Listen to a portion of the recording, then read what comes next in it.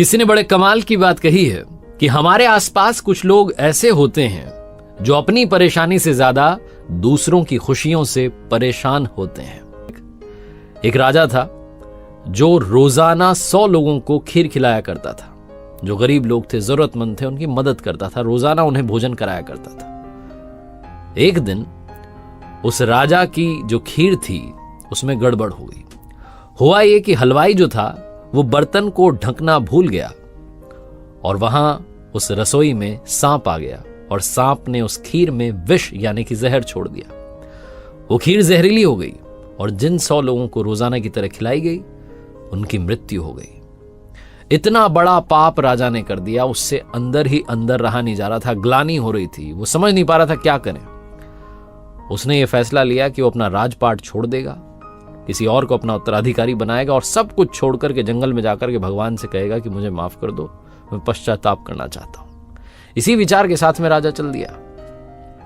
जब वो जंगल की तरफ रवाना हुआ तो शाम होने को आई। एक गांव रास्ते में आया, उसे लगा कि आज यहीं विश्राम कर लेते हैं। तो उसने पता लगाया कि कोई ऐसा घर है, वहां चौपाल पर कुछ लोग बैठे हुए थे। उनसे पूछा कि कोई ऐसा घर है जिसमें भक्ति करने वाले लोग रहते हैं। तो गांव वालों ने कहा कि हाँ जी, एक घर है जिसमें भाई बहन रहते हैं, वो दोनों भक्ति करते हैं, वहां रुक जाओ।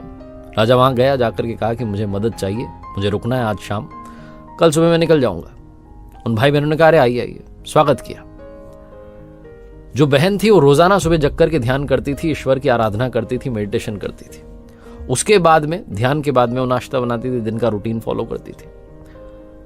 तो अगली सुबह वो जगी, ध्यान में बैठी, लेकिन उसके बाद उठी नहीं। बहुत समय हो गया।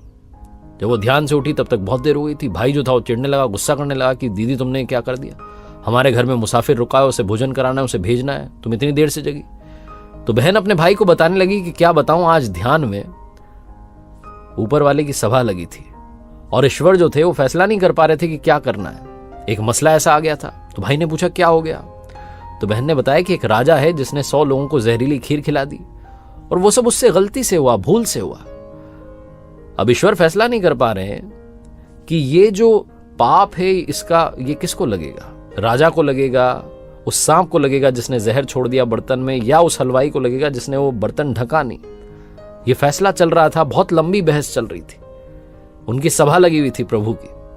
तो राजा ने जैसे ही सुना उसको समझ में आया कि मेरा वाला मैटर चल रहा है। तो उसने पूछा उस बहन से कि अरे क्या हुआ फिर। तो उस लड़की ने कहा कि अभी फैसला हुआ नहीं है, कल का इंतजार करना पड़ेगा। राजा जो था उसे लगा कि अरे तो मुझे फिर से रुकना पड़ेगा, आज इस फैसले को तो जानना है कि किसको पाप लगेगा। राजा ने कहा क्या मैं एक दिन और रुक सकता हूं, मुझे कल निकलना है। राजा उसी घर में रुक गया।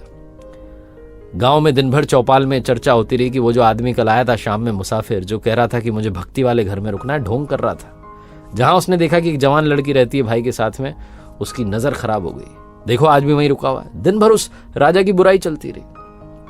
अगली सुबह वो लड़की फिर से ध्यान में बैठी, ध्यान उसका खत्म हुआ। राजा ने फटाफट से पूछा कि अरे क्या फैसला हुआ। लड़की ने कहा कि वो ईश्वर की सभा में फैसला हुआ कि वो जो पाप है वो तो मेरे गांव में जो चौपाल पर लोग बैठते हैं वो बांट के ले गए। छोटी सी कहानी है लेकिन सिखाती ये है कि जो निंदा करते हैं, जो बुराई करते हैं, दिन भर गॉसिपिंग में लगे रहते हैं, इसकी बुराई उसकी बुराई, वो दूसरों का पाप भी अपने माथे लेकर के घूम रहे होते हैं। इसीलिए हमेशा हमें किसी की भी हो बुराई से बचना चाहिए। एक बार फिर से वही बात जो अक्सर आपसे कहता हूं, ऊपर वाले के आशीर्वाद, अपनी मेहनत और अपनों के प्यार के साथ कर दिखाओ कुछ ऐसा कि दुनिया करना चाहे आपके जैसा।